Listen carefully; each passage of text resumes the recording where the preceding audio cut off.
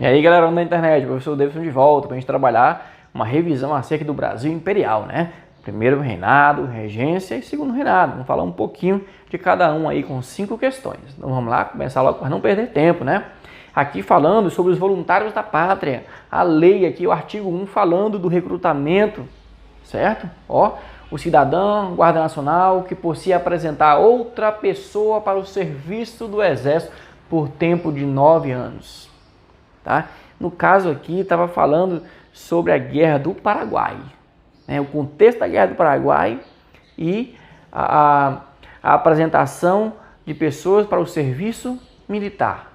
Veja bem, ó, no artigo tem-se um dos mecanismos de formação dos voluntários da pátria, encaminhado para lutar na Guerra do Paraguai. Tal prática passou a ocorrer com muita frequência no Brasil nesse período e indica a forma como o exército brasileiro se tornou mais bem equipado. Já está errado. Está errado, está arriscado. Letra B. Incentivo dos grandes proprietários à participação dos seus filhos? De jeito nenhum, gente. Vai mandar o seu filho para morrer? Não vai, né? Então está errado também. Letra C. Solução adotada pelo país para aumentar o contingente de escravos no conflito? Não, não é isso. A ideia não é essa, tá bom?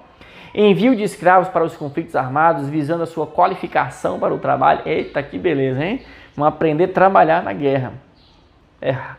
Errado. Letra E. Fato de que muitos escravos passaram a substituir seus proprietários em troca de liberdade. Aí sim. Letra E é a correta. O proprietário mandava o escravo em seu lugar, mandava o escravo no lugar do filho dele, tá? Que era muito melhor. E o escravo, se voltasse vivo da guerra, conseguiria a sua liberdade ou sua alforria, tá bom? Então, letra E é a correta. Questão número 2, temos uns itens aqui para analisar sobre o primeiro reinado. A dissolução da Constituinte, a Constituição de 1823, também apelidada de Constituição da Mandioca. O estilo de governo autoritário, por causa do poder moderador. E a repressão Confederação do Equador aceleraram o desgaste político de Dom Pedro I. Corretíssimo, tá? 2. O temor de uma provável recolonização, caso fosse restabelecida a união com Portugal, aprofundou os atritos entre brasileiros e portugueses. Sim, a galera estava com medo de Dom Pedro I voltar para Portugal depois da morte do pai dele. E o pai dele vai morrer ali logo em seguida, né, depois da independência do Brasil. Aí a galera ficou assim temorosa de Dom Pedro ir para lá e transformar o Brasil de novo numa colônia. Então, item 1 e 2, correto. Item 3, o aumento das exportações agrícolas, a estabilidade da moeda e a redução do endividamento externo foram pontos favoráveis do governo de Dom Pedro I. Tudo errado. A economia estava em frangalhos, as exportações estavam baixas, a moeda estava em crise, tinha o açúcar fraco, o algodão era fraco, o tabaco era fraco. Tá errado isso aqui. Então, item 2, 1 e 2, correto. Item 4. A cúpula do exército, descontente com a derrota militar na Guerra da Cisplatina, aderiu à revolta que culminou na abdicação do imperador. E agora, hein? 1 e 2, 1, 2 e 4. Tá? Apenas 1 e 2, gente. Questão, letra C, 1 e 2 e 4. O exército, ele não tem nada a ver com a abdicação de Dom Pedro I. Tá bom? Então, aqui, letra C de cavalo. Questão número 3. A partir do golpe da maioridade, em 1840, a vida partidária brasileira resumiu-se a 2 partidos. O antes Partido Regressista passou a chamar-se Partido Liberal e o regressista passou a se chamar Partido Conservador. Pode-se considerar como característica desses partidos. Quais são as características? Os partidos do Império sempre tiveram plataformas políticas bem definidas? Sempre, gente. Essa palavrinha em história não dá. Apenas, sempre, somente, absolutamente, todos, tudo. Isso aí, não. Risca. Letra A está errada. As divergências entre as várias classes da sociedade brasileira estavam representadas nos programas partidários, né? Esses políticos liberais e conservadores representavam todo mundo, todo o Brasil? Não, né? Os pobres, escravos? Não. Letra C. Do ponto de vista ideológico, não havia diferença entre liberal e conservador? Agora tá certo. Certo? A única diferençazinha pequena mesmo era a política. Os liberais queriam uma menor centralização do poder na mão do imperador e os conservadores queriam uma maior centralização do poder na mão do imperador. No resto, era a mesma coisa. Eram elite, eram grandes fazendeiros, defendiam a escravidão, defendiam os seus interesses. Tá bom? Então, do ponto de vista ideológico, não havia diferenças entre os liberais e conservadores. Os conservadores sempre errado. Ambos tinham influência ideológica externa nos seus programas, apesar de proibido por lei? Nada a ver. Então fica aqui letra C, tá bom? Questão número 4. Instalado em 1822, o Império do Brasil encontrou dificuldades no reconhecimento de sua independência por parte dos estados europeus. Essas dificuldades existiam devido ao quê? Letra A. Ao fato do Brasil ter pesadas dívidas em várias capitais europeias. Ao fato de ter estabelecido a forma monárquica de governo. Tá? A sua própria organização interna, pois a Constituição de 1824 afastava o voto direto, secreto e universal. A política reacionária e antinacionalista definida no Congresso de Viena e praticada por várias potências europeias. Letra E. A negativa do governo de Dom Pedro I em restituir a província cisplatina aos seus povoadores de origem castelhana. Não, aqui, gente, tá?